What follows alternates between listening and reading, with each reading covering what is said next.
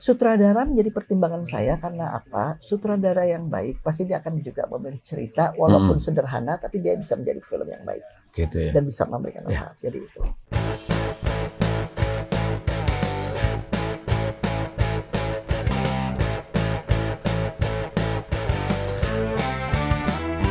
Like, comment, subscribe, dan share.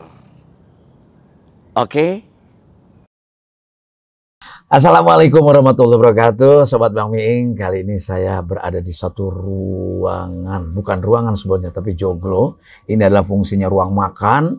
Nanti mungkin bisa di cover, Fajar. Itu ada kolam renang, lalu ada ruang tamu yang juga semuanya joglo-joglo Jawa. Terasa ada kayak di Bali ini, rimbun. Ini bukan di Bali loh. Ini di Cibubur, di Jakarta. Lalu siapa yang punya rumah ini? Pertama, ini orang yang memiliki betul-betul ya terkesan klasik, aristokrat, seniman, Christine Hakim. Wih. Apa kabar Mbak Chris? Alhamdulillah baik. Ini warung nih Mas Mi. Suka begitu. Kesannya emang kayak warung. Ini mejanya meja makan panjang, lalu ada bangku-bangku. Ini kan ada kayunya tuh, bisa Ada ditutup kayu-kayu kalau bisa ditutup. malam. Jadi memang desain sedemikian rupa seperti kita berada di warung. Padahal berada di rumahnya Mbak Christine Hakim. Kalau kita nonton filmnya Christine Hakim, itu nyaris Christine Hakimnya hilang. Yang ada peran, misalnya Cut Nyadin. Kita nggak ngelihat itu Christine Hakim, itu Cut Nyadin. Nah, itulah aktris atau kalau laki-lakinya aktor ya gitu loh. Nih, sehat ya Mbak? Alhamdulillah sehat. Di Kita aman kok ya walaupun nggak pakai masker ya. Ya betul, PCR. insya Allah. Saya sudah PCR. 2 hari Ya, lalu ya. udah alhamdulillah Sudah. negatif. Dan satu hal saya kira saya tidak akan menanyakan apakah lagi sibuk syuting film karena kondisinya tidak mungkin kan orang untuk syuting film Tapi saat baru ini. selesai. Baru selesai film apa? Sri Asih. Sri Asih. Spoiler. Iya. Oh, ternyata saya salah tebak. Saya pikir kondisi pandemi ini sulit untuk bisa membuat film, tapi Mbak Memang Christine agak sulit. agak sulit Mas ya. Miing, tapi kan tetap prokesnya kita Ya, jaga. baru menyelesaikan sebuah film. Mbak, tahun 73 aku tuh SMP kelas 1. Oke. SMP kelas 1. Kita duduk di bangku, lalu sore tuh mau siang mau pulang, aku di daerah kan di Rangkas Bitung. Itu selalu kalau di daerah itu kalau ada film itu mesti pakai halo-halo. Saksikanlah malam ini di gedung bioskop Apollo Rangkas Bitung pertunjukan film terbaru karya Teguh Karya ya kalau nggak salah ya. Iya betul.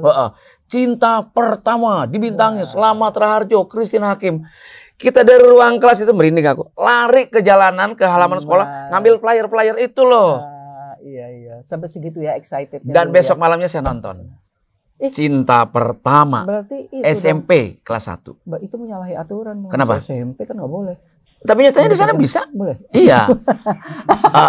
Saya pokoknya ngelihat adegan Dan mau. kebetulan Mas Slamet lahirnya di Rangkas Bitung. Ya, memang orang Rangkas Bitung. Jadi saya Mas Miing di Rangkas Bitung. iya saya Rangkas Bitung Mbak Christine. Jadi saya ingat betul Christine Slamet Raharjo dengan kurusnya waktu adegan beli bunga di kayaknya di Barito tuh ya bunganya ya syutingnya, betul nggak? Bawa pakai jaket kulit coklat. Betul. Ketemu Christine Hakim di situ. Masih ingat adegan-adegan. Karena buat saya berkesan karena film pertama saya tonton adalah filmnya Christine Hakim. Iya. Dan hari ini berbahagia sekali saya bisa bertemu dengan idola saya yang dari film ke film pasti tidak pernah saya tinggalkan. Oke, dibukain pintu lagi tadi saya kan. Iya. Tatangat yang lur bukan pembantunya. Hah, Mbak Christine, tergopoh-gopoh lah kita sampai handphone gue jatuh. Kenapa? Yang buka pintunya Christine Hakim. Aduh, ampun sampai gue nih. Gila. Sehat ya Mbak ya? Alhamdulillah sehat. Sehat, seger. Alhamdulillah. Dan Mbak Christine saya lihat tidak ada perubahan dari zaman saya SMP melihat. Iya, kalau bicara orang tua kan sebuah keniscayaan pasti. Tapi artinya bahwa sosoknya tetap seperti ini. Pemudi lansia. Iya. Kan kalau WHO di atas 60 tahun masih pemudi. Betul. Mas Miing jadi mas pemuda. Pemuda saya masih. Di Indonesia lansia. Saya 60 ke atas kan. Iya, Ya, lansia. Iya, lansia. Lansia. Iya. Jadi saya berhadapan dengan Christine Hakim bintang besar ini serasa antara percaya dan tidak percaya kok bisa kita ngobrol. Ya, Sementara waktu SMP saja saya sudah nonton Christine Hakim. Dengan izin Tuhan apapun. Amin. Itu umur berapa sih, Mbak? Waktu itu 16 tahun. 16 tahun. Iya. 16 tahun. Mas Slamet kurang lebih 20-an berapa kali? 28. Mas Slamet bedanya sama saya 7 tahun. 7 tahun. Jadi Mas Slamet 23. 23 ya. Iya. dengan rambutnya gondrong gitu, dengan Iya, kurusnya, dengan kumisnya besar. betul. Dan saya betul masih ingat kok, adegan-adegan itu masih ingat. Aku masih twin. Ya. Apa lagunya siapa ya? Mas Eros ya bukan? Bukan. Nah, Ini nah, nah. Idris Sardi. Itu Sari ya? Dua Insan bertemu muka, Iya. bagai merpati sejoli, Iya. berpandangan, Jeng jeng jeng jeng jeng jeng jeng gitu kan di dalam kereta. bermesraan. Sekali ya. Ayo. Terus apa Dulu lagi? pacarnya siapa di SMP? Bendahara OSIS. Dan kita nontonnya pakai duet OSIS. Nah, ya. Tapi Jadi pakai uang OSIS ya? wah, korupsi ketawa waktu paling itu. Iya. bokis. Tapi udah saya ganti semuanya. Gitu. Oke, Mbak Christine, senang sekali saya bisa ngobrol di sini yang bukan main. Ini ketemu sama Mas Steve atau Pak Teguh Karya itu Jadi, gimana ceritanya? Pak Teguh satu hari bertemu dengan teman saya di SMA Bulungan. Itu masih SMA, Bulungan. Kan usia SMA itu ya? Iya, SMA ya. Jadi kita di SMA Bulungan lalu tanya, itu kebetulan teman saya itu anaknya Wim Umbo. Oh. Itulah.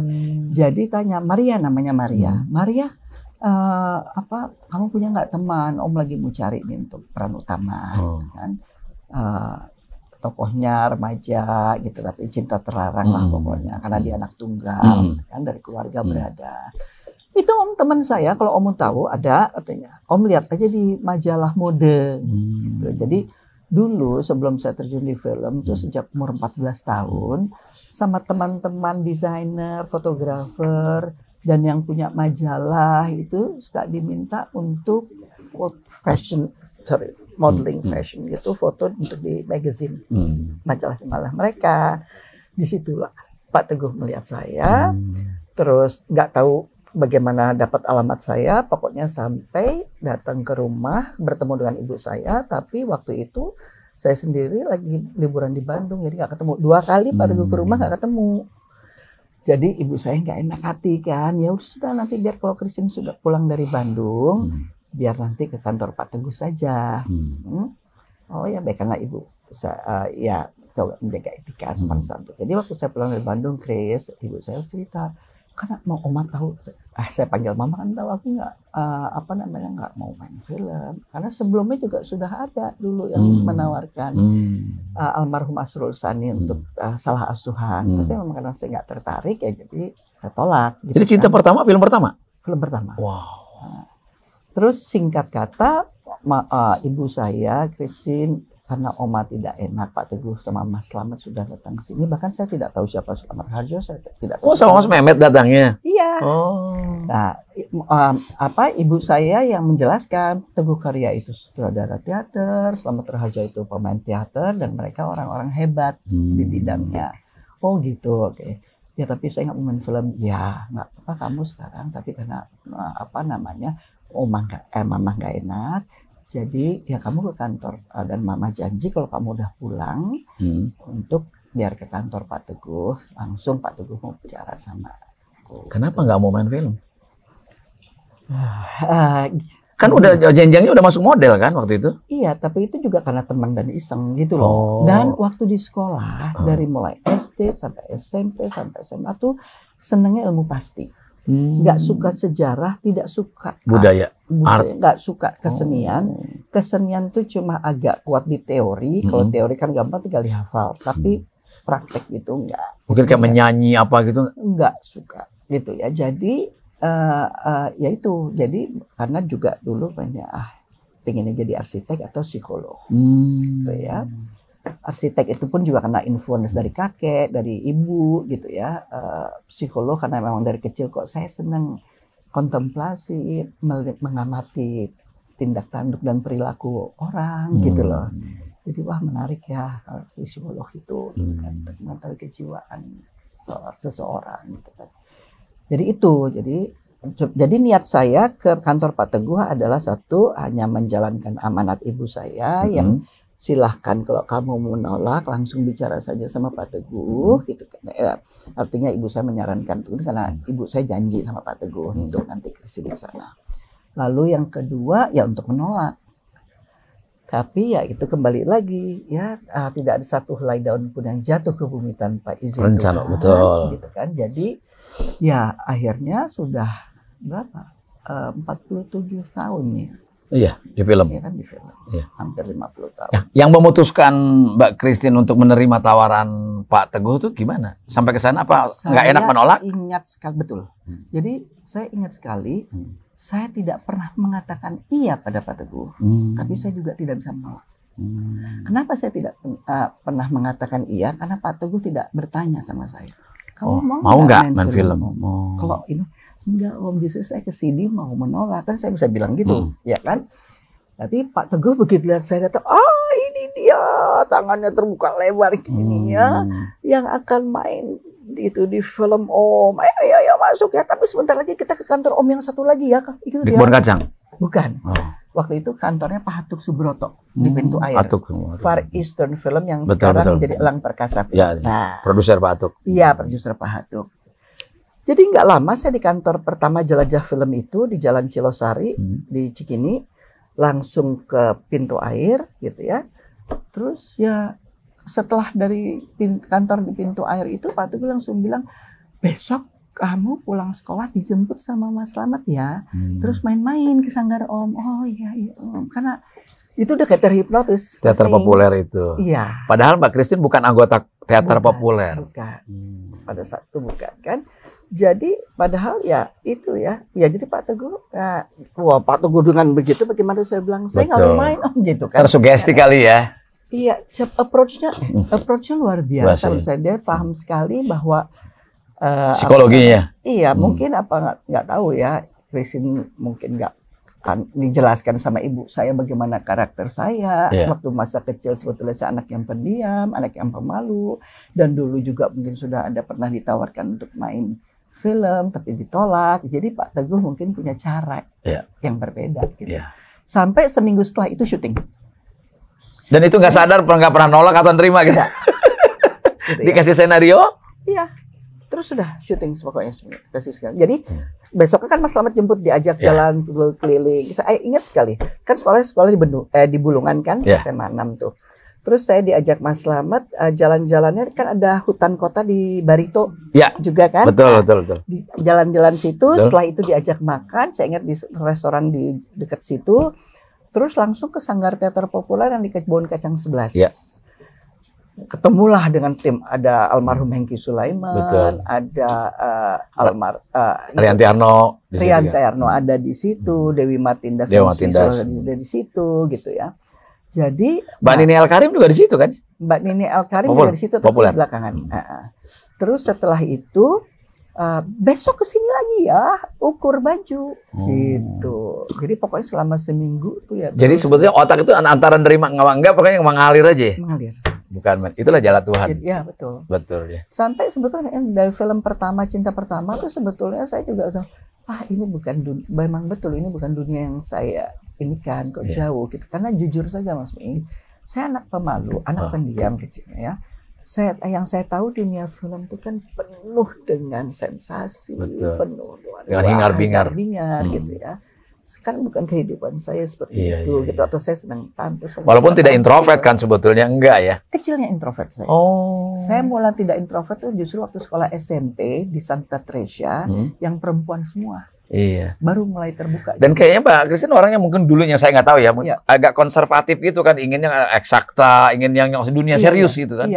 Gitu loh ya. Betul. Tiba-tiba masuk ke dalam dunia kesenian kan. Berbagai macam hal ada di situ. Nah, saya udah berencana untuk tidak melanjutkan kan setelah syuting selesai Cinta Pertama, tapi dapat penghargaan as a best actress di festival film. Film pertama, Cinta Pertama, Citra Pertama. Iya. Bingung. Kok saya mau melangkah kemana? Exactly. Jadi saya pikir saya mau keluar. Ini kayak kaki saya satu udah ditarik ke dalam ini gitu ya. Karena next day itu newspaper tuh headline The Star is Born gitulah pokoknya. Wah, ya kan. Nah, film kedua film ateis. Nah, itu saya tertariknya karena apa sih ateis? Sementara kita dari kecil dari belajar agama gitu, ini ateis gitu kan. Kita tahu ateis makan kulitnya aja. Itu saya tertarik. Cuman Jaya. Semakin yakin lagi. Waduh. ini Ya, sebentar. film ketiga Pak Teguh Karya lagi. Bentar Mbak, saya mau potong nih. Saya penasaran soalnya dari cerita panjang ini saya biarkan. Kenapa? Ada hal yang menarik buat saya. Mbak Christine bisa mendapatkan citra. Itu orang yang bercita-cita mendapatkan citra aja belum tentu bisa dapat citra loh. Sebagai pemain film pemeran utama terbaik wanita misalnya. Mbak Christine yang tidak mau main film, tidak punya cita-cita ke film, tiba-tiba menjadi melakukan sesuatu pekerjaan. Kalau Reza Rahadian bilang harus jujur menjadi aktris atau aktor, tapi mampu secara profesional menghasilkan sebuah karya yang baik. Pasti perannya Pak Teguh juga ada sebagai sutradara yang sangat handal sekali. Pasti, yang sangat teliti, dan perannya Mas Slamet juga sebagai lawan main. Sadar nggak bahwa itu ada bakat di situ? Nggak. Nggak sadar? Nggak. Kan saya udah mau berhenti juga habis syuting. Tapi itu kan reading, apalagi zaman dulu kan dubbing, itu kan nggak gampang, Mbak. Gini ya, Pak Teguh itu... Main film tuh nggak gampang loh. Pak, karena saya pikir gini, saya hanya berusaha menjalankan apa yang memang diamanatkan atau diberikan kepada saya sebaik mungkin, gitu kan ya. Nah, Pak Teguh tuh memberikan, kalau Pak Teguh tuh memberikan contoh tuh sampai fisikal, saya kayak bangun gitu ya, gitu. Kan kalau kita bangun aja gini ya.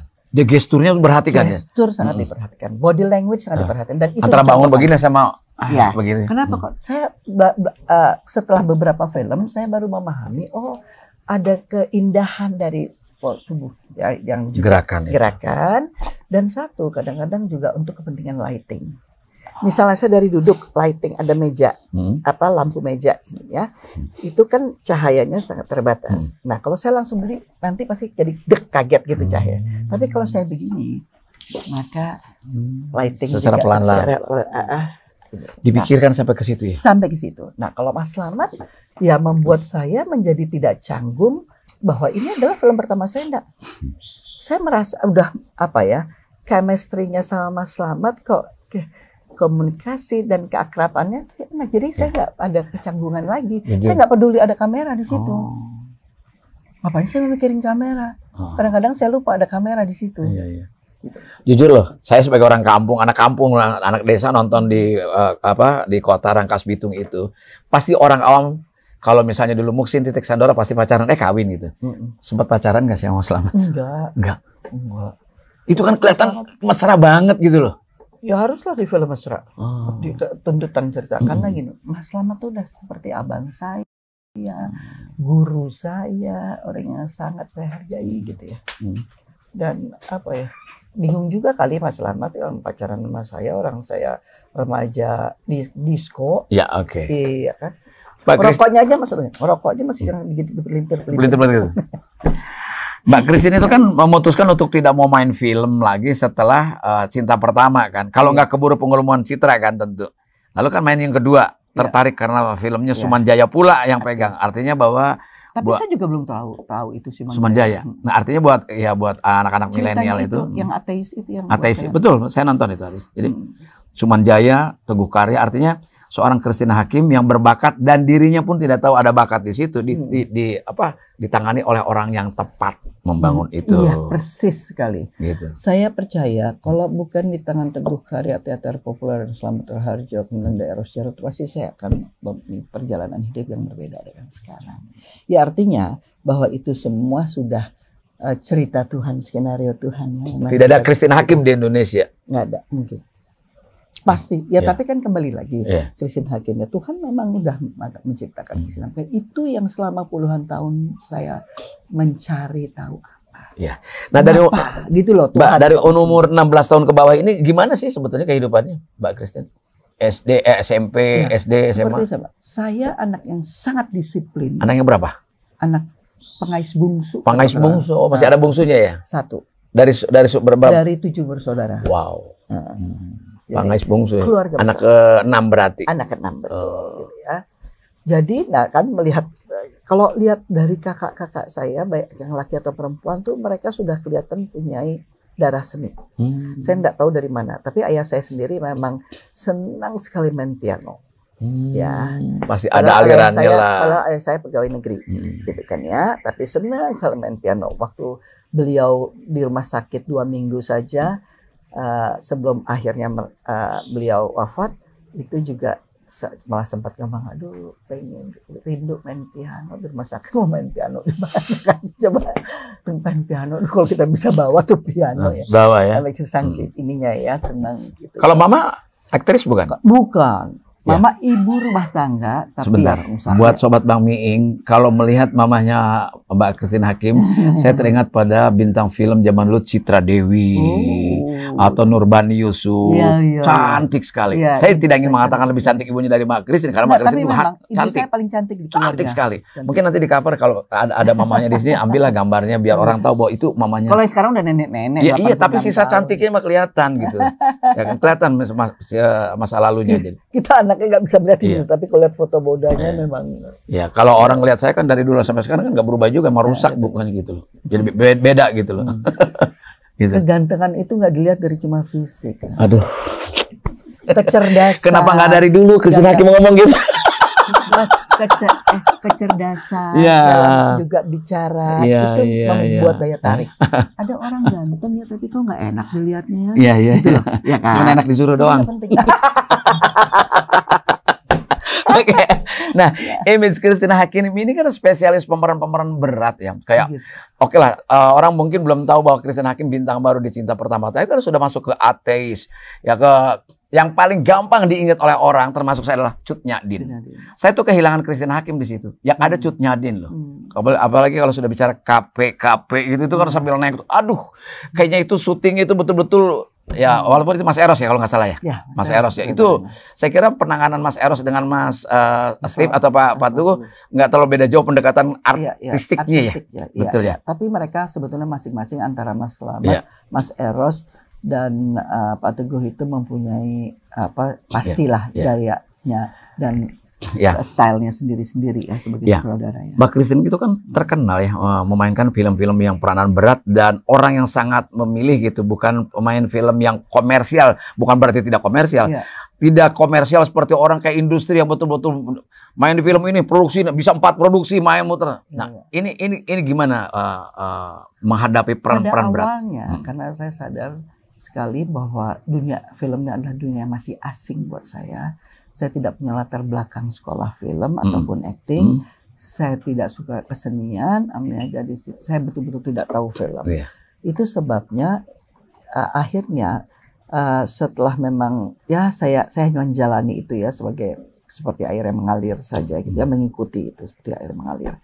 Jadi pada akhirnya justru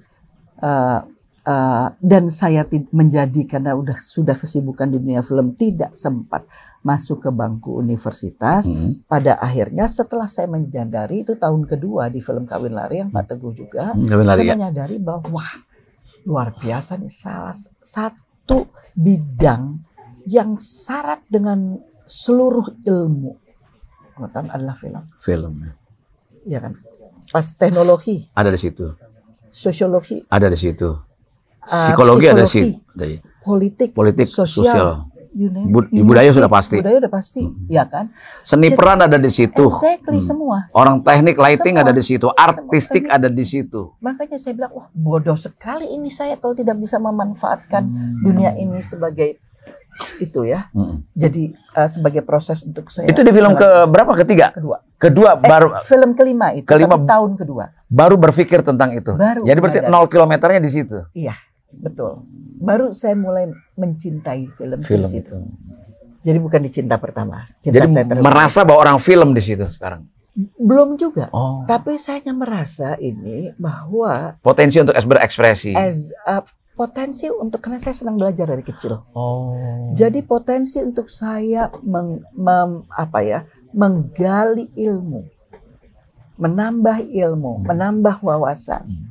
Itu di film Cinta Pertama. Akhirnya sampai saya punya komitmen pada diri saya sendiri waktu itu bahwa film adalah bangku kuliah buat saya. Film adalah bangku kuliah. Oke. Gitu.